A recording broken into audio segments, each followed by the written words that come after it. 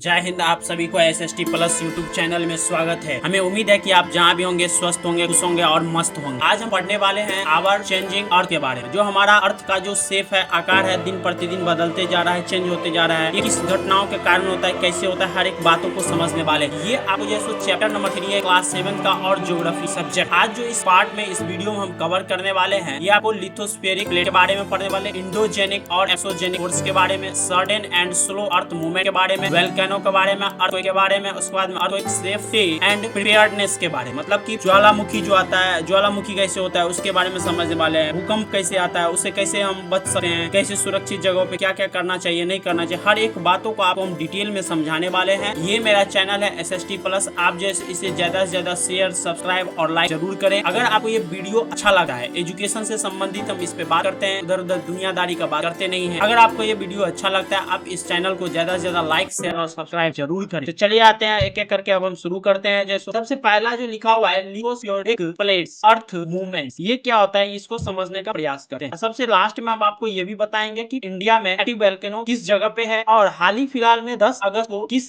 Country में और कौन से कॉन्टिनेंट में जो है सो भूकंप आया है, और वो ना विनाशकारी भूकंप था, उसका जो है सो वेव का जो है सो मैग्नीट्यूड क्या था, वो हर एक बातों को हम आपको समझाने वाले हैं। उस कंट्री का लाइव लोकेशन भी आपको दिखाने वाले। लिखा हुआ है the lithosphere is broken into A number of called lithospheric plates. Sir जो स्थल मंडल जो है ना, वो कई बड़े प्लेटों में विभाजित है। जैसे कि हम सभी लोग जानते हैं कि 7 बड़े प्लेटों में जैसे पृथ्वी जैसे विभाजित है, जो 7 कॉन्टिनेंट के नाम से भी हम लोग जानते हैं। लेकिन और भी बहुत सारे छोटे छोटे प्लेट में भी विभाजित है। लिखा है these plates move very slowly but there movement causes intense changing on the earth surface. कर ये जो प्लेट है, ये जो स्थल मंडल है, धीरे धीरे क्या करता है, मूव कर रहा है। ऐसा नहीं कि बहुत तेजी से मूव कर रहा है, धीरे धीरे मूव कर रहा है। लेकिन इसका जो चेंजिंग का प्रभाव है, इसका जो मूव करने का जो प्रभाव है पृथ्वी के सतह पे, वो बहुत महत्वपूर्ण पड़ रहा है, बहुत ही देखने के लिए मिलता है। लिखा है their force acting inside the earth are called endogenic. कह रहा है कि जो पृथ्वी के अंदर, मतलब पृथ्वी के अंदर बोले तो जैसे आप पहले स्लाइड में देखिए, यहाँ पे पृथ्वी के अंदर यहाँ पे जो एक्टिव मतलब फोर्स काम कर रहा है, उसको इंडोजेनिक फोर्स का। उसके बाद में कह रहा है while force acting on the surface are called exogenic force. और जो पृथ्वी के सतह पे, जो पृथ्वी के सतह पे आपको काम कर रहा है फोर्स, जैसे कि यहाँ पे ऊपर में, इसको आपको एक्सोजेनिक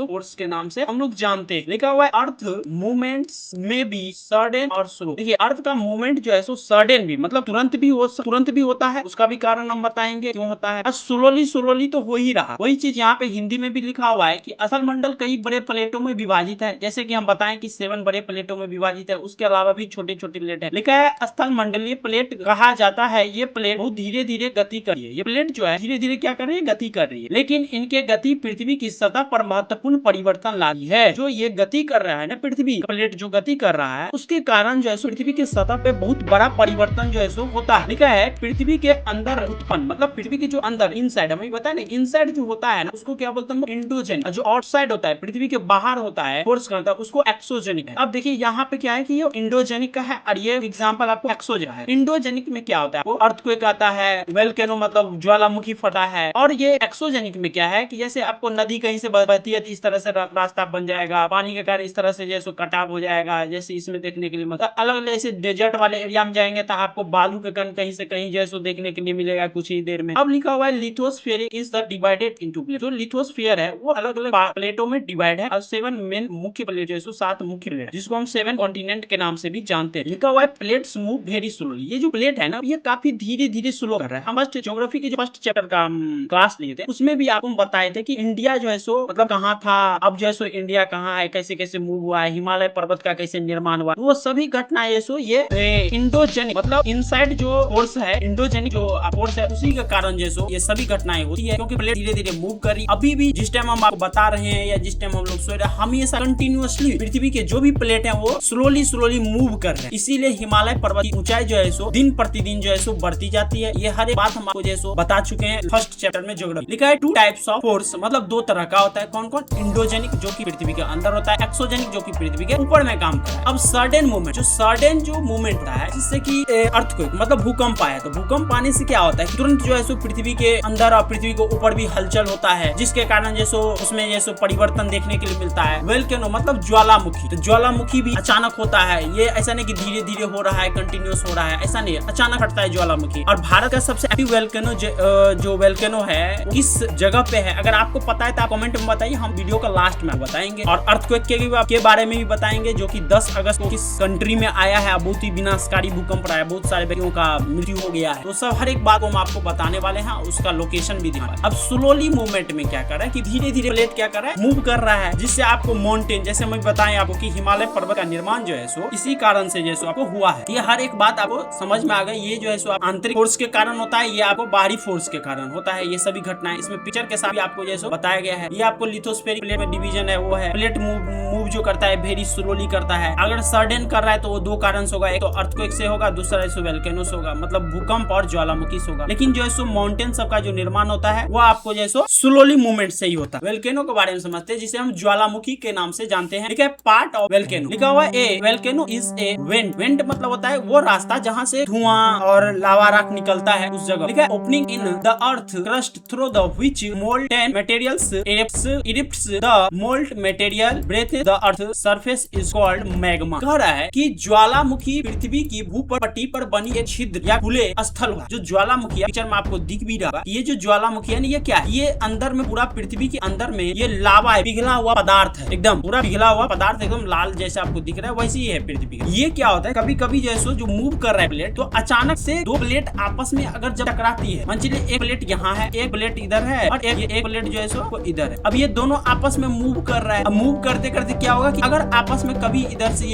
ये आकर के टकराता है, तो यहाँ पे क्या होगा, टकराने के कारण अंदर में तो गर्म तरल पदार्थ है, जिसके कारण से क्या होगा, ये जो है सो अचानक से फटेगा और फट के क्या होगा, बाहर निकलेगा। अब बाहर निकलेगा तो बाहर क्या निकलेगा, जो इसके अंदर में रहेगा वही बाहर निकलेगा। तो पृथ्वी के अंदर में क्या है, लावा है, जो कि तरल पदार्थ में है और काफी जैसो गर्म तरल पदार्थ में, जो कि बाहर निकलता है। अब बाहर निकलने के बाद में ये जमता है, ठोस बनता है, फिर इसमें बहुत सारे खनिज पदार्थ पाए जाते हैं, उसको फिर अलग अलग प्रोसेस करके बनाया जाता है। ठीक है, जिससे पिघले हुआ पदार्थ, मतलब पृथ्वी के अंदर जो पिघला हुआ पदार्थ है वो बाहर निकलता है। पृथ्वी के अंदर मौजूद पिघला हुआ पदार्थ में मैग्मा और सतह पर आने के बाद इसे लावा, जो पृथ्वी के अंदर में ये है ना, इसे हम लोग क्या बोलते हैं, मैग्मा बोलते हैं। यही चीज जब पृथ्वी के बाहर, मतलब ज्वालामुखी फटने के बाद जो बाहर आता है, उसे हम लोग क्या बोलते हैं, लावा बोलते हैं। मतलब जमने के बाद, जैसे पृथ्वी के अंदर से भूकंप, अर्थक्वेक आया, ज्वालामुखी आया और फट के ये बाहर निकला। जब तक ये बाहर नहीं निकला तब तक ये क्या है, मैग्मा है। जैसे ही ये बाहर निकल गया, ये क्या बन गया, लावा बन गया। वही चीज का है, लिखा है during an eruption the gases and lava may come out through the vent and accumulated around the opening to from a volcanic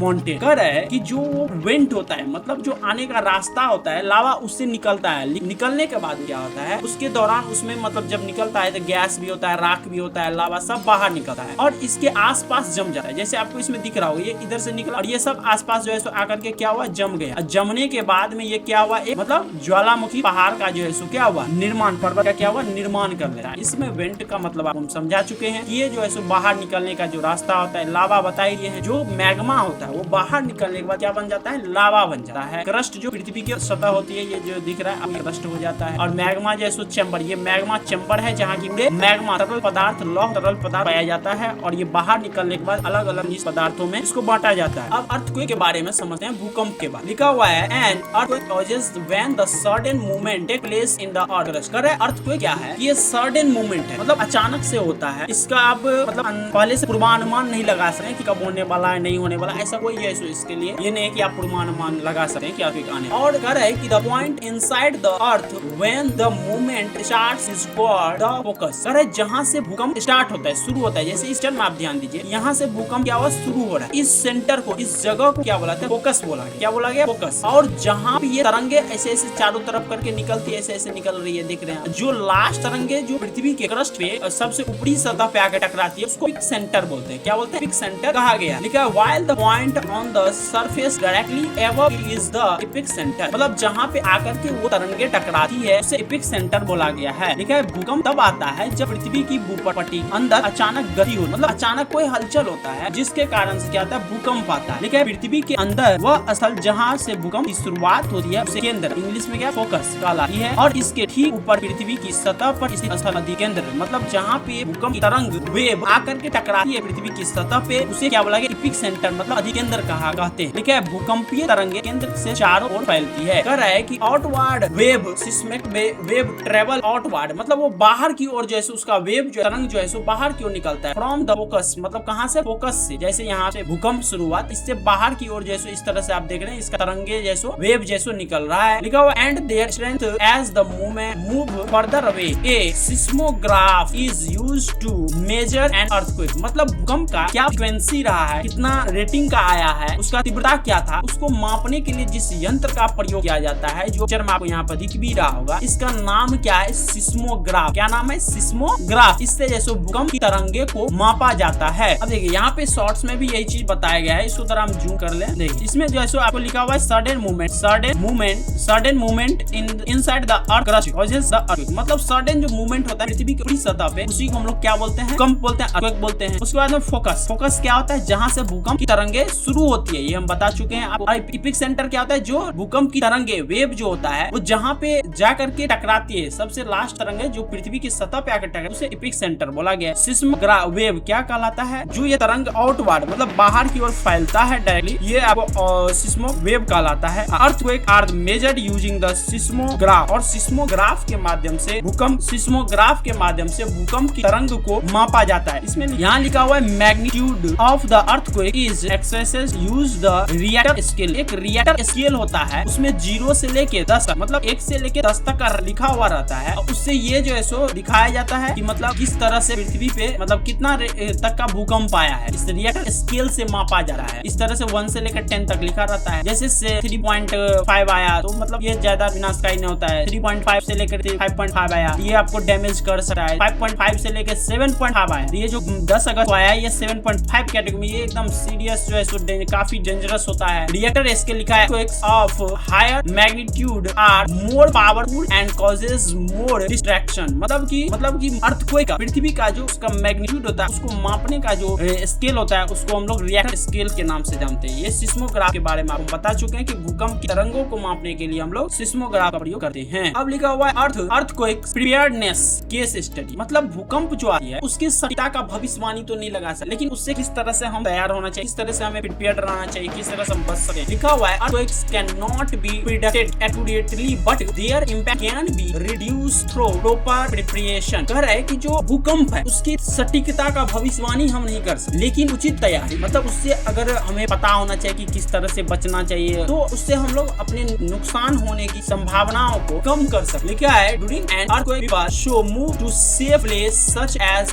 under a study table or desk and stay away from the windows glass। मतलब कह रहा है कि जब कम पाए तो व्यक्ति को सही जगह मतलब सुरक्षित जगह पे जाना चाहिए। तो सुरक्षित जगह क्या है, अगर आपके घर में कोई टेबल है, स्टडी टेबल है या पलंग है, वो थोड़ा मजबूत होना चाहिए, पता चले वही कमजोर है कि उसके अंदर गए वो भी दब गए, उसके अंदर आप जा सकते हैं। विंडो मतलब खिड़की के पास से हट करे जहाँ पे ग्लास शीशा है, क्योंकि वो जैसे जल्दी क्रैक्स करते हैं। एंड एरिया वेयर ऑब्जेक्ट्स में फॉल, मतलब जहाँ वैसा जगह जहाँ पे कोई चीज गिर सके वहाँ से दूर होना चाहिए। The NCERT chapter also presents an earthquake case study to show how earthquakes can causes widespread damage and why preparedness is important. कह रहा है जो एनसीईआरटी का अध्याय चैप्टर है, भूकंप की एक केस स्टडी के माध्यम से, मतलब एक केस स्टडी किया गया एनसीईआरटी के माध्यम से, और उसके माध्यम से यह बताया गया कि भूकंप की कितनी व्यापक क्षमता और मतलब व्यापक क्षति, मतलब जो डैमेज कर सकता है भूकंप अगर आने से, कितना बड़ा पैमाने पे जैसे क्षति पहुंचा सकता है, और तैयारी क्यों आवश्यक। मतलब भूकंप आएगा तो बहुत बड़ा क्षति होगा, व्यक्ति भी उसमें जैसे डैमेज होते हैं, जान माल दोनों का जैसे उसमें नुकसान होता है। उससे कैसे बचा, जैसे आप पिक्चर में देख रहे हैं, ये लड़का क्या हुआ, भूकंप आया तो इसके टेबल के अंदर चला गया, ये सुरक्षित है। ये इसके पास से भागना चाहिए तो यहाँ पे जा रहा है, ये जो मतलब सेफ जगह पे ये लड़का जा रहा है। मतलब जो ज्वलनशील कोई ऐसा डेंजरस वस्तु है जहाँ पे आग जल रहा है, वहाँ से भागना चाहिए, वहाँ नहीं रहना चाहिए। प्रिपेयर्ड मतलब होना चाहिए, हमेशा जैसे एकदम तैयार रहना चाहिए कि अगर इस तरह से होता है तो आप सूझबूझ के साथ। वैसा क्या होता है कि जब भूकंप आता है ना तो आदमी की समझ जो है काम करना बंद कर देता है, लेकिन ऐसा नहीं करना चाहिए। जब हमारे पास समस्या आए ना तो और हमें समझदारी के साथ काम लेना चाहिए, तब हम अपनी क्षति को कम कर सकते हैं, अपने नुकसान को कम कर सकते हैं। जैसे हमें हमेशा प्रिपेयर रहना चाहिए कि इस सब चीजों से कैसे बचना चाहिए, बच्चों को बताना चाहिए कि अभी कभी बेटा अगर ऐसा कहीं होता है, कहीं पे आप हो, तो इस तरह से हम जैसे इस चीज से बच सकते हैं। आज के इस पार्ट में हम लोग क्या सब समझे, देखिए लिखा है the earth is not a static plate. मतलब जो पृथ्वी का प्लेट है वो एकदम स्थिर जो है प्लेट नहीं है, हमेशा उसमें क्या हो रहा है, मूवमेंट हो रहा है, स्लोली स्लोली। लिखा है its lithospheric plate are consistently moving. मतलब कंटिन्यूअस जो है उसमें क्या हो रहा है, मूवमेंट हो रहा है। व्हाइल फोर्स इनसाइड, मतलब इनसाइड में भी हो रहा है, and the surface continuously reshape it landforms. मतलब जो इनसाइड पृथ्वी के अंदर में, हम पिक्चर में भी दिखाएं, पृथ्वी के अंदर में जो मूवमेंट हो रहा है उसके कारण से पृथ्वी की सतह पे क्या हो रहा है, चेंज जा रहा है, बदलाव आ रहा है। देखा है वोल्केनो एंड अर्थक्वेक रिमाइंड्स अस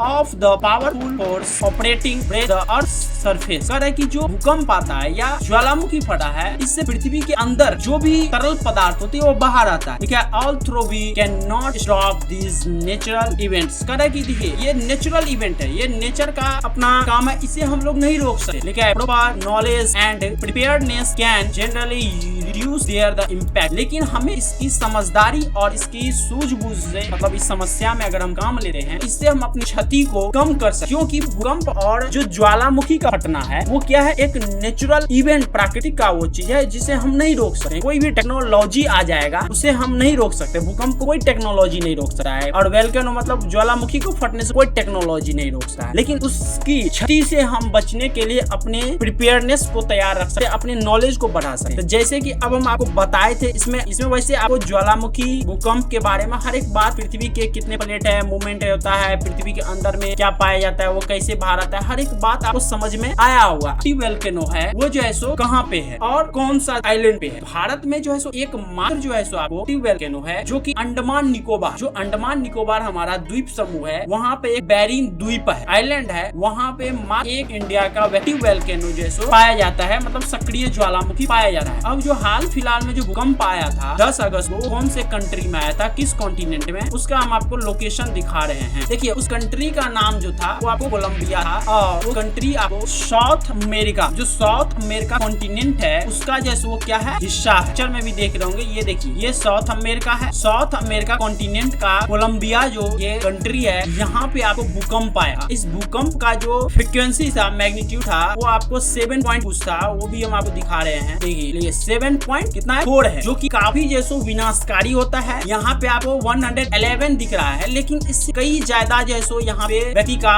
मृत्यु हुआ होगा। और देख रहे हैं जैसे पिक्चर में कि कितना जैसो ये ज्यादा जैसो मतलब नुकसान हुआ है, कितना व्यक्ति मरे हैं, जैसो बहुत ज्यादा जैसो नुकसान होता है। और ये 10 अगस्त का ही न्यूज है, जो कि 10 अगस्त को आपको देखने के लिए मिला है। देखिए पूरा जैसो आपको बहुत, क्योंकि 7.4 बहुत होता है भूकंप का, जिसके कारण से काफी जैसो वहाँ पे क्या हुआ, क्षति हुआ है। कोलंबिया में कौन सा कॉन्टिनेंट का हिस्सा है, तो कॉन्टिनेंट है आपको साउथ अमेरिका। तो साउथ अमेरिका का जैसो ये क्या है, हिस्सा है। और यहाँ पे जैसो आपको काफी भूकंप आया था 10 अगस्त का ही बात, इसलिए हम आपको इसका लोकेशन भी आपको दिखाने का प्रयास किया। हमें उम्मीद है कि आपको लोकेशन आपको समझ में आया होगा। इंडिया का कंपेयर में एक बार हम दिखाते हैं। साउथ अमेरिका ये कॉन्टिनेंट है, इंडिया हमारा यहाँ पे कॉन्टिनेंट है, और इंडिया में जो है सो वोल्केनो कहाँ पे, अंडमान निकोबार जो हम बोले हैं, यहीं पे इसी पे द्वीप है, उसका नाम क्या है, बेरी आइलैंड। यहीं पे वोल्केनो जो है पाया जाता है। इंडिया के कंपेयर में किसी भी राज्य, किसी भी देश का जैसो आप मैप को देखा कीजिए तो आपके माइंड में बैठ जाएगा। देखिए इंडिया इधर है, इधर साउथ अमेरिका है। साउथ अमेरिका का कौन सा देश है, कोलंबिया, जहाँ पे भूकंप आया था 10 अगस्त को। उसका जो फ्रीक्वेंसी था, मैग्नीट्यूड था, वो कितना था, 7.4। तो हमें उम्मीद है कि आपको जो हम ये बात समझाने का प्रयास किए आपको समझ में आया होगा। जय हिंद, जय भारत।